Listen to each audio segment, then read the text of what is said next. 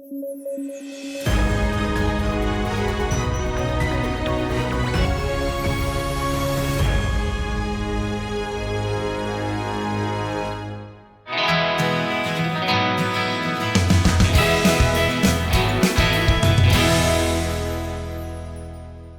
दोस्तों, मैं शिल्पी news at 9 में आप सबका स्वागत करती हूं। आइए खबरों की ओर बढ़े से पहले हेडलाइंस पर नजर डालते हैं। विदेश व्यापार नीति जारी, सनसेट क्लॉज हुआ खत्म, 2 ट्रिलियन निर्यात का रखा गया है लक्ष्य।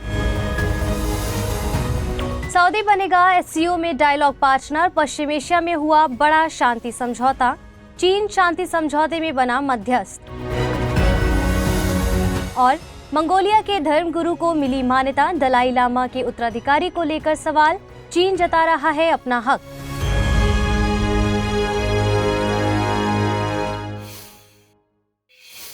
इससे पहले की खबरों की शुरुआत करें, आप सभी के लिए जरूरी सूचना। Study IQ IAS Hindi team Hindi माध्यम में तीसरा लाइव फाउंडेशन बैच लेकर आई है। 3 अप्रैल से शाम 6 बजे इस बैच की शुरुआत हो रही है। इस कोर्स में छूट हासिल करने के लिए आप अमृत लाइव कोड का प्रयोग करें, जिससे ये कोर्स आपको केवल 18,999 रुपए में हासिल होगा। इस कोर्स में प्रतिदिन 2.5 से 3 घंटे की नियमित कक्षाओं के अलावा हस्तलिखित नोट्स, PDF, मुख्य परीक्षा हेतु उत्तर लेखन, कार्यक्रम सहित अन्य बहुत सी उपयोगी फीचर्स आपको प्राप्त हो सकेंगे। कोर्स की जानकारी डिस्क्रिप्शन बॉक्स में दिए गए लिंक को क्लिक करके प्राप्त कर सकते हैं। चलिए खबरों की शुरुआत करते हैं। Ministry of commerce and industry ने विदेश व्यापार नीति 2023 से 28 जारी की है। मंत्रालय के मुताबिक इस बार 5 सालों के लिए टारगेट करके तैयार की गई नीति की परंपरा को तोड़ा गया है। जब जरूरत होगी इसे अपडेट किया जा सकेगा।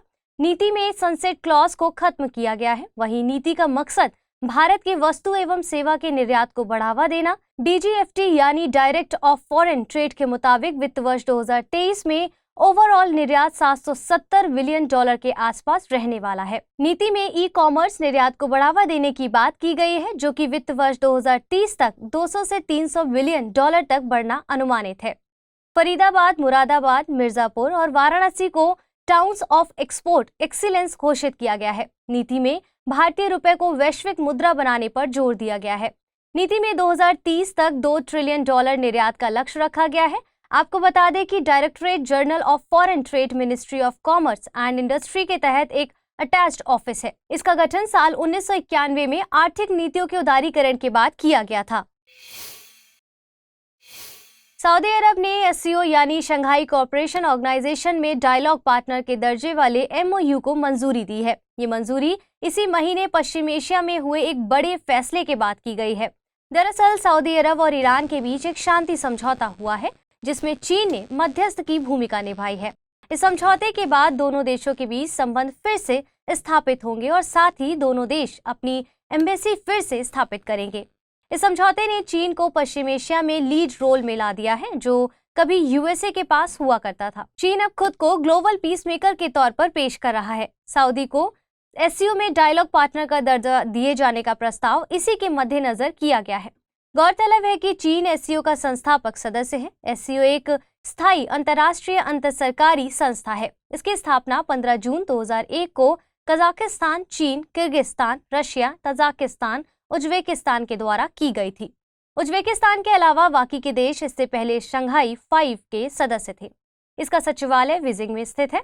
ये एक अन्य महत्वपूर्ण निकाय committee of the regional anti terrorist structure Tashkent में स्थित है। इसका मकसद सदस्यों के मध्यस्थ आपसी विश्वास को मजबूत करना है, साथ ही ऊर्जा, परिवहन, पर्यटन, पर्यावरण संरक्षण आदि विषयों पर सहयोग विकसित करना है। वर्तमान में इसमें कुल 8 देश हैं जिन्हें पूर्ण सदस्य का दर्जा प्राप्त है। इसमें कजाकिस्तान, चीन, Kyrgyzstan, Russia, Tajikistan, Uzbekistan, Bharat और पाकिस्तान शामिल है। भारत और पाकिस्तान दोनों की सदस्यता जून 2017 में हासिल हुई है। इसके डायलॉग पार्टनर्स में Azerbaijan, Armenia, Cambodia, Nepal, Turkey, Sri Lanka शामिल है। वहीं ऑब्जर्वर स्टेट का दर्जा अफगानिस्तान, बेलारूस, ईरान, मंगोलिया को मिला है। SCO में हेड्स ऑफ स्टेट काउंसिल सबसे शीर्ष निर्णय के स्तर की संस्था है। आपको बता दें कि साल 2023 में SCO की अध्यक्षता भारत के पास है। मई 2023 में गोवा में SCO का सालाना सम्मेलन आयोजित किया जाना है। इसी सम्मेलन में ईरान को ऑब्जर्वर स्टेट के पूर्ण सदस्य का दर्जा दिया जाना है। और ईरान को पूर्ण सदस्य का दर्जा दिए जाने पर 8 सदस्यों के बीच सहमति बन चुकी है। ऑस्ट्रेलिया सरकार ने जेंडर पे गैप को कम करने की दिशा में एक बड़ा कदम उठाया है। दरअसल ऑस्ट्रेलिया सरकार एक ऐसा कानून लेकर आई है जिसमें कंपनियों को पुरुषों और महिलाओं के पे गैप को रिपोर्ट करना अनिवार्य किया गया है। ये कानून 100 से ज्यादा एम्प्लॉय वाली कंपनीज पर लागू होगा। यूके और यूरोपियन यूनियन में इस तरह के कानून पहले से ही मौजूद है। आइसलैंड में तो पुरुषों को महिलाओं से ज्यादा पे करना गैर कानूनी है। जेंडर पे गैप से मतलब होता है महिलाओं को पुरुषों की तुलना में कम पे मिलना जब वे समान काम कर रहे हो। आपको बता दें कि विश्व आर्थिक मंच द्वारा जारी ग्लोबल जेंडर गैप इंडेक्स 2022 में भारत को 146 देशों में 135वीं रैंक हासिल हुई थी। इसमें सामाजिक, आर्थिक, राजनीतिक और सांस्कृतिक स्तर पर महिलाओं और पुरुषों के बीच के अंतराल को देखा जाता है। ग्लोबल जेंडर गैप इंडेक्स 4 सब इंडेक्स हेल्थ एवं survival, economic participation and opportunity, educational attainment और पॉलिटिकल एम्पावरमेंट पर आधारित है। भारतीय संविधान के अनुच्छेद 39D में पुरुषों और स्त्रियों को समान कार्य के लिए समान वेतन की बात कही गई है। तिब्बती धर्मगुरु दलाई लामा ने मंगोलिया के एक बच्चे को वहां के सबसे बड़े बौद्ध धर्मगुरु की मान्यता दी है। बच्चे को मंगोलिया के 10वें धर्मगुरु खलका चेटसन की उपाधि दी गई है। मंगोलिया के 9वें धर्मगुरु की मौत 2012 में हो गई थी। 2016 में दलाई लामा मंगोलिया की यात्रा पर गए थे। तब उन्होंने दावा किया था कि मंगोलिया के धर्मगुरु का जन्म हो चुका है। उसके बाद से ही इस मान्यता का इंतजार किया जा रहा था। ये आयोजन हिमाचल प्रदेश के धर्मशाला में किया गया था और इसके बाद से ही 14वें दलाई लामा के उत्तराधिकार का प्रश्न एक बार फिर से उठा है। चूंकि दलाई लामा ने अभी तक अपने उत्तराधिकारी की घोषणा नहीं की है, चीन दलाई लामा के उत्तराधिकारी की घोषणा में खुद को अहम भूमिका का दावा कर रहा है। अब मंगोलिया के धर्मगुरु को मान्यता देने में दलाई लामा की भूमिका के बाद समीकरण बदलते दिख रहे हैं।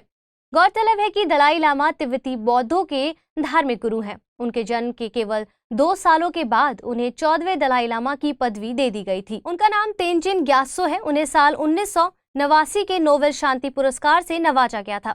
दलाई लामा एक पदवी है जिसे तिब्बती बौद्धों द्वारा अवलोकितेश्वर की अभिव्यक्ति माना जाता है।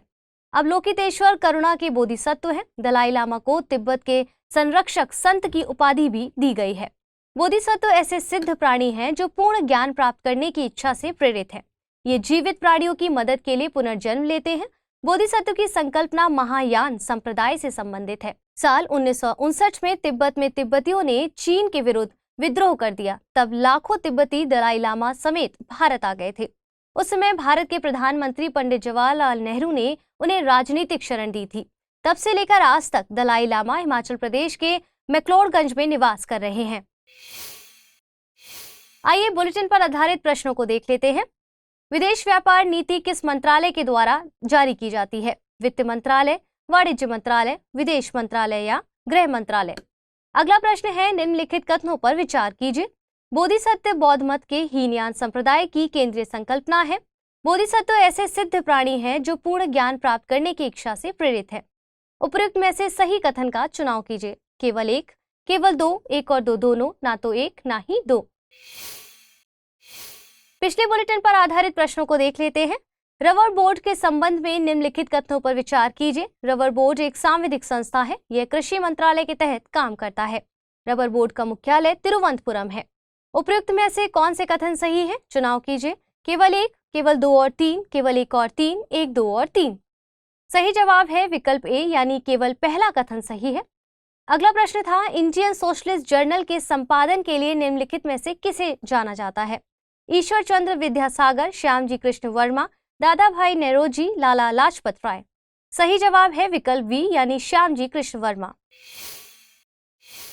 तो फिलहाल के लिए इस बुलेटिन में इतना ही। कल मिलेंगे पूरे हफ्ते के कंपाइलेशन के साथ। तब तक के लिए धन्यवाद।